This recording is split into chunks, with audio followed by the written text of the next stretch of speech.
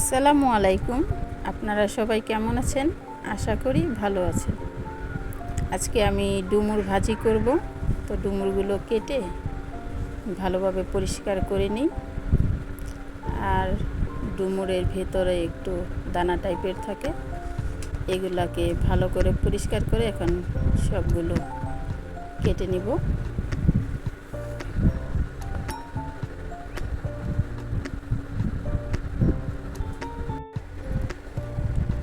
এই তো দেখুন, আমার এগুলো কাটা ধোয়া হয়ে গিয়েছে। এখন এগুলোকে একটু সিদ্ধ করে নেব। কড়াইতে পানি দিয়ে দিলাম। এগুলোকে একটু সিদ্ধ করে নিতে হবে, তাহলে এটা খেতে একটু ভালো লাগবে। আর এদিকে আমার ডালটাও হয়ে যাচ্ছে। এখন আমি এগুলোর মধ্যে একটু লবণ হলুদ দিয়ে দেব। আমার এগুলো সিদ্ধ হয়ে গেছে। এখন আমি এগুলোকে রান্না করে নেব। তো বেশি কিছু করব না, এগুলো আমি শুধু একটু তেল পেঁয়াজে ভাজি করে নেব। তো পেঁয়াজটা দিয়ে দিলাম। এখন এগুলা দিয়ে দিব। তো আজকে আমি যে রেসিপিটা করতেছি, আসলে এটা আমি আগে কখনো খাইনি, আজকে ফার্স্ট টাইম খাবো।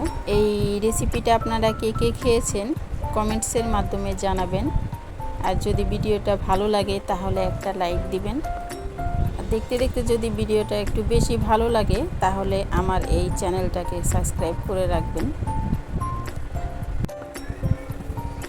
এটাকে এভাবেই আরও কিছুক্ষণ রান্না করে নেব। এরপর এই ভাজিটা রান্না হয়ে গেলে পরে আরও একটা ভর্তা বানাবো, সেটাও আপনাদের সাথে ভর্তাটা তৈরি করতে করতে শেয়ার করব। আমার এই ডুমুর ভাজিটা হয়ে গেছে। এখন আমি এটা তুলে নিলাম। এখন আমি ভর্তা বানাবো, সেটা হলো কাঁকরোল পাতার ভর্তা। পাতাগুলো এভাবে ছিঁড়ে নিয়ে আমি ধুয়ে রেডি করে নিব। এরপর এগুলোকে আমি ভর্তা বানাবো।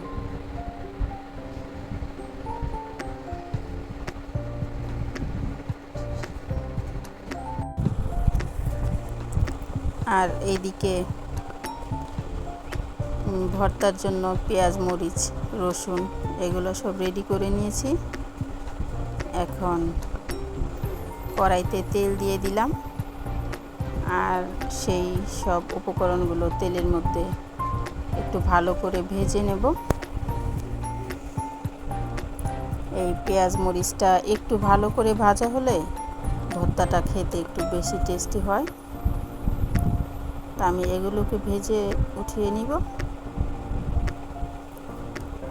এই তো ভাজা প্রায় শেষ হয়ে আসছে। আর এখন তো আমার এগুলো ভাজা হয়ে গিয়েছে, আমি উঠিয়ে নিলাম। এখন সেই তেলের কড়াইতে দিয়ে দেব আমি কাঁকরোলের পাতাগুলো। এখানে পানি ব্যবহার করতে হবে না, এমনিতেই এগুলা সুন্দর মতো সিদ্ধ হয়ে যাবে। একটু ঢাকা দিয়ে দিলাম হালকা একটু লবণ।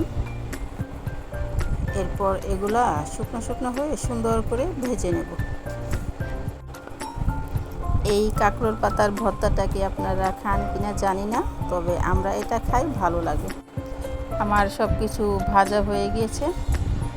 এখন এই ভর্তাগুলো আমি বেটে নেব। তো দেখুন এই পাতার ভর্তাটা কি পরিমাণে সবুজ, মানে এই জন্যই এই ভর্তাটা আরও বেশি ভালো লাগে।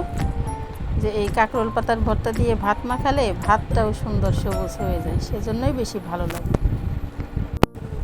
দেখুন ভর্তাটা কত সুন্দর হয়েছে। আজকের মতো এখানেই বিদায়। আল্লাহ হাফেজ।